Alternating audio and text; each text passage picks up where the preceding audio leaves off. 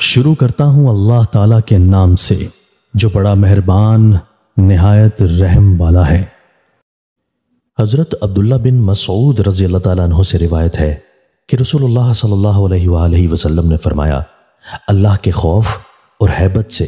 جس بندہ مومن کی آنکھوں سے کچھ آنسو نکلیں اگرچہ وہ مقدار میں بہت کم،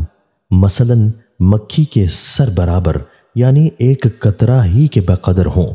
پھر وہ آنسو بہہ کر اس کے چہرہ پر پہنچ جائیں تو اللہ تعالیٰ اس چہرہ کو آتش دوزخ کے لیے حرام کر دے گا۔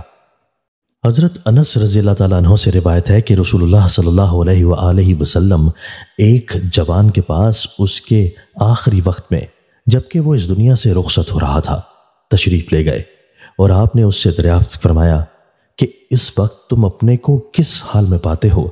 اس نے عرض کیا کہ یا رسول اللہ صلی اللہ علیہ وآلہ وسلم،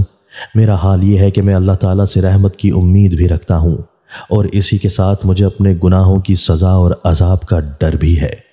آپ نے ارشاد فرمایا، یقین کرو جس دل میں امید اور خوف کی یہ دونوں کیفیتیں ایسے عالم میں یعنی موت کے وقت میں جمع ہوں تو اللہ تعالیٰ اس کو وہ ضرور عطا فرما دیں گے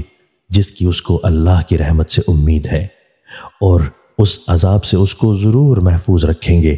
جس کا اس کے دل میں خوف و ڈر ہے۔ تشریح: بے شک اللہ کا خوف اور اس کے عذاب اور اس کی پکڑ سے ڈرنا ہی نجات کی کنجی ہے۔ دوستو، اللہ تعالی ہمیں ان احادیث مبارکہ پر عمل کرنے اور اپنی زندگیوں کو سنوارنے کی توفیق عطا فرمائے۔